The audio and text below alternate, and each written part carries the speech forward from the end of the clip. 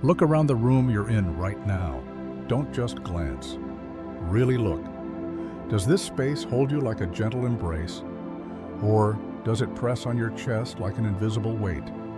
Is this a home or a carefully organized storage unit where your past, your regrets, and your maybe one day selves are all stacked on top of each other, watching you in silence? One day, if life is kind, you will reach 70. Your hands will be slower, your breath a little shorter. And in that quiet, you will ask yourself a simple question. Did I live, or did I mostly manage stuff? Tonight, I want to show you something that might feel small, but can quietly transform the next decades of your life. 6 kinds of objects, 6 silent thieves, 6 categories of things that don't just crowd your home. They drain your energy, cloud your mind, and keep your soul looping in old stories it's ready to outgrow. This isn't a cleaning video. This is a spiritual checkup disguised as decluttering. It's part Buddhist wisdom, part modern brain science, and part honest conversation with the person you are becoming. By the end of this journey, you won't just see stuff on shelves. You'll see emotional contracts, unfinished versions of you, fragments of fear and hope sitting there in wood, plastic, and fabric. And once you see them clearly, you'll know exactly what to release before 70, so you can finally breathe like your home is on your side. Take a slow breath in. Feel your chest rise. Let it fall. Now let's begin with one of the heaviest things you own, not because it's big, but because of what it whispers every time you walk past it. There's a chair somewhere in your house that nobody sits in. Maybe it used to be your reading chair. Maybe it was once for guests that rarely came.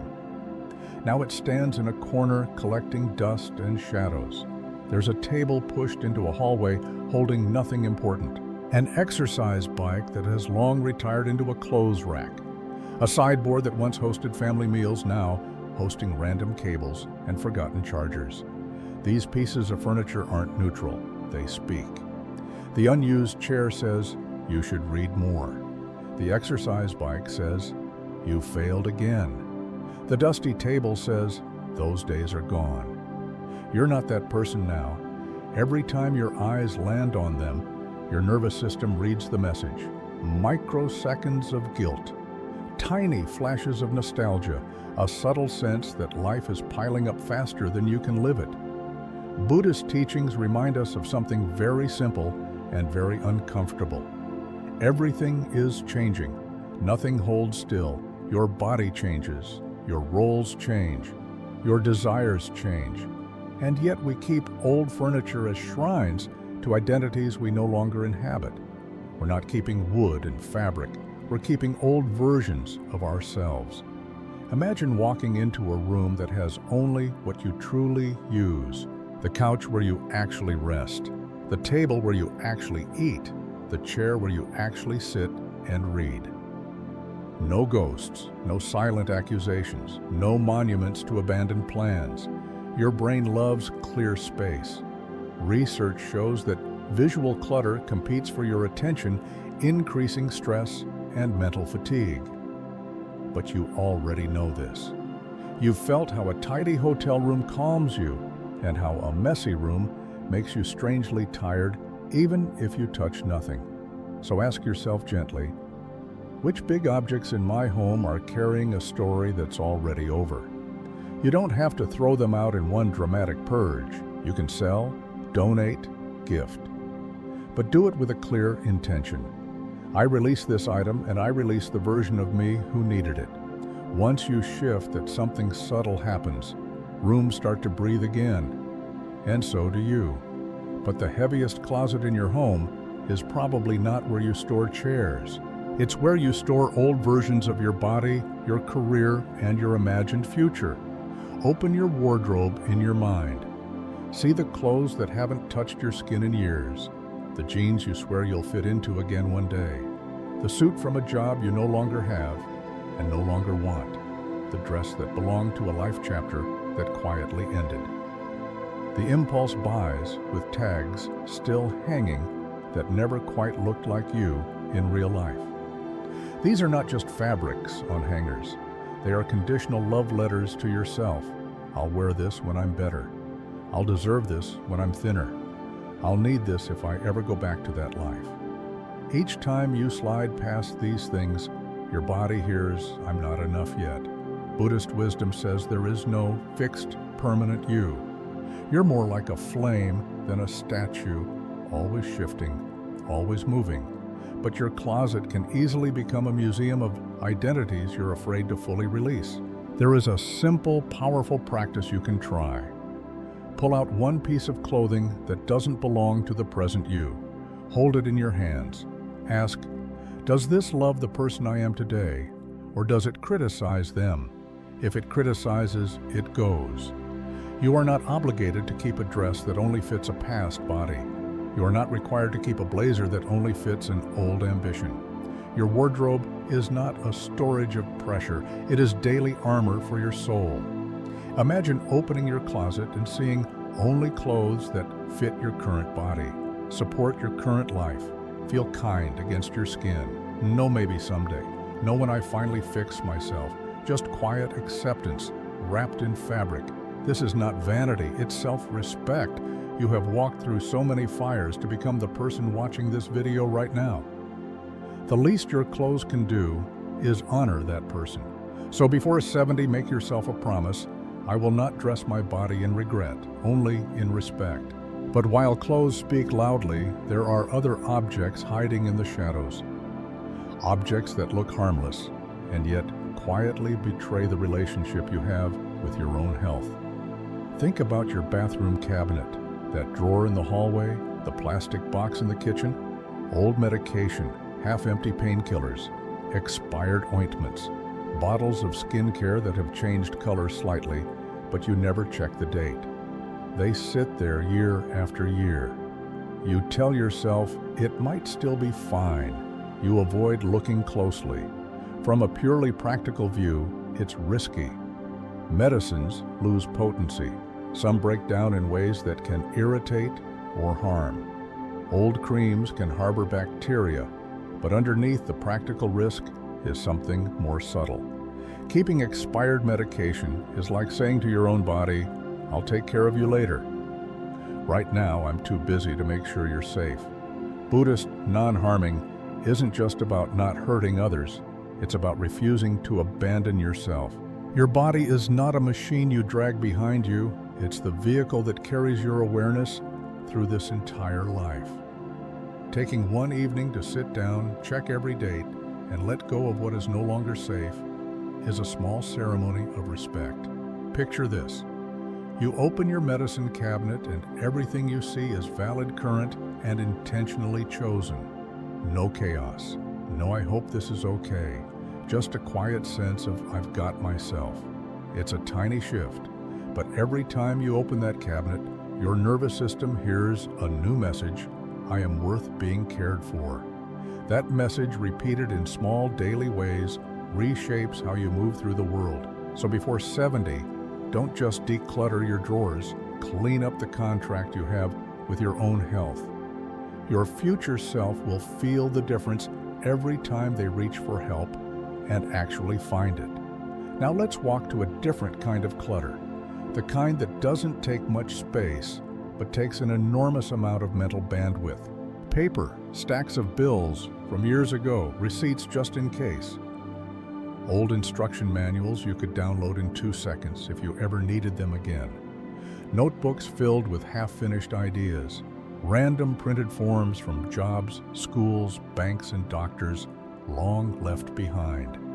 You might not even see them daily. They live in drawers, in boxes, in folders, under the bed. But somewhere in your mind, you know they exist. A quiet, ongoing background task. Don't forget, you still have to sort that someday. Your brain has limited working memory like a laptop with too many tabs open. Each unfinished pile of paper is one more tab, one more whisper that you're behind, that you're not caught up. From a Buddhist perspective, this is another way we cling to the past, to imagined future problems, to proof and just-in-case scenarios. You don't have to burn everything and go live in a monastery. You can do this gently. Take one small stack, sit down at a table, feel your feet on the ground, take a breath. Then, go sheet by sheet and ask, do I genuinely need this for legal, financial, or personal reasons? Is this information available digitally if I ever need it? Does keeping this make my life lighter or heavier? Let what can go, go. Scan what matters. File what truly needs to stay. The act itself can be a meditation. You are practicing presence with each decision. You are training your mind to differentiate between important and habitual hoarding. As the physical piles shrink, something in you loosens. You feel a little more capable, a little more spacious, a little less like you're dragging paperwork from every era of your life into every future decade. Before 70, give yourself this gift. A paper world that makes sense. Documents you can actually find. Drawers that close with ease. Your older self doesn't need the burden of mystery boxes. They deserve clarity and simplicity. Now step into the kitchen in your imagination. Listen to how it feels, not just how it looks. For many people, the kitchen is the emotional center of the home. It's where meals are made, where stories are told, where days begin and end. And yet for a lot of us, that space is choked with the debris of abandoned culinary fantasies. The juicer from your green detox phase, the waffle iron you used twice, the bread maker that was going to help you become that person who bakes on weekends, the specialty pans bought for one recipe that never became a habit. Each object started as hope. I'll get healthier, I'll cook more, I'll be that kind of parent-partner friend. But when those habits don't stick, the tools remain as relics, and every time your eyes pass over them, they deliver a subtle sting. You didn't follow through. What if cooking could be simple again? A few reliable pots and pans, a knife you love, a cutting board that feels familiar in your hands. Buddhist simplicity doesn't mean owning nothing. It means owning what serves the present moment well, no more, no less. Imagine opening your cupboards and immediately seeing only what you actually use. No digging through half-broken gadgets to find the pan you like. No avalanche of plastic containers when you open one door. Cooking would become lighter, more direct. Less like navigating a museum of your past attempts at improvement, and more like caring for your body here and now with what you truly need. Before 70, let your kitchen become a place of calm nourishment, not a storage area for guilt and disappointment. Choose a single shelf. Remove what hasn't been used in a year. Ask yourself, is this a tool or a trophy from an abandoned version of me? If it's a trophy, thank it for what it represented and let it move on to someone who might actually use it. Little by little, your kitchen will stop judging you and start supporting you. So far, we've talked about furniture, clothes, medicine, papers, and tools. But there is one last category, the hardest.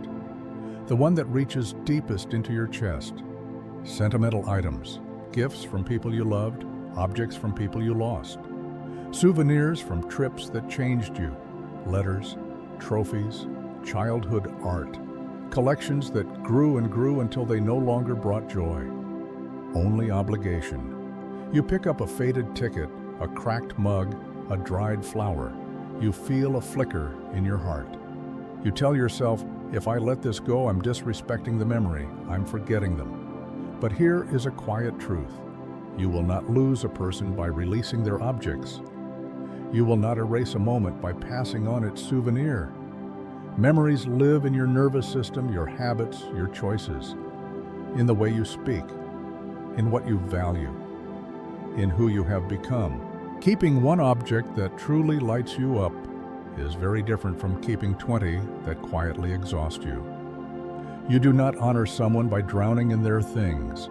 You honor them by living well, carrying their lessons into your present life. Try this gentle practice. Choose one sentimental item. Hold it. Breathe. Say in your own words, Thank you for the time, the love, the lesson you represent. You are part of me now. I don't need you to prove that this mattered. Then decide with tenderness whether this object needs to stay or whether the memory is already safe within you. Some items will stay. A photograph that still makes your chest glow. A letter that reconnects you to your deepest values. One or two pieces that when you look at them, you feel uplifted rather than weighed down. Everything else can move on to family, to donation, to recycling, to the earth. This is where the real twist reveals itself. Decluttering before 70 isn't truly about furniture, clothes, or boxes. It's about death, not in a morbid way, in an honest way. One day you will leave this body. When that happens, someone else will have to sort through everything you didn't face.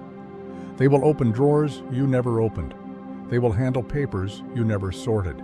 They will make decisions you avoided.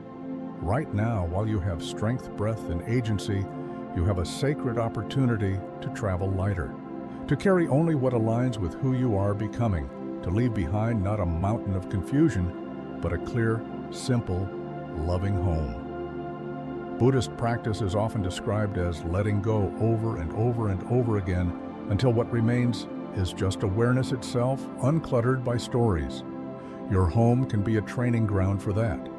Every shelf cleared is a small rehearsal for the final letting go that waits for all of us. But there is joy here too.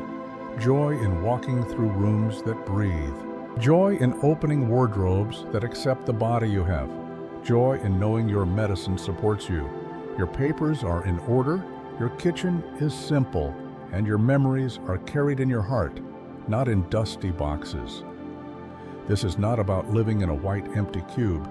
It's about being intentional. Look around your space again. Ask yourself, what in this room belongs to the life I want to live in the next 10, 20, 30 years? And what belongs to a chapter that is already closed? You don't have to do everything tonight. Choose one category, one drawer, one shelf, one chair. Every small release sends a message to your future self. I am making room for you. If you feel inspired to begin, share one thing you're ready to let go of in the comments. You might give someone else courage when they read your words. If this journey spoke to you, support it with a like and stay with this channel for more gentle, honest explorations of how to live with less fear and more presence. Because the real treasure in this life is not what we pile up around us, but the lightness we feel when we finally stop carrying what we no longer need. And in a future video, we'll go even deeper beyond physical objects into the subtle clutter of roles, expectations, and old identities that crowd the mind far more than any closet ever could. For now, breathe. Look around your home once more. Somewhere a chair, a dress, a bottle, a stack of paper, a forgotten kitchen tool, or a sentimental object is waiting to be released. When you let it go, listen carefully. You might hear underneath the silence of the room the softest sound of all, your life making space for itself.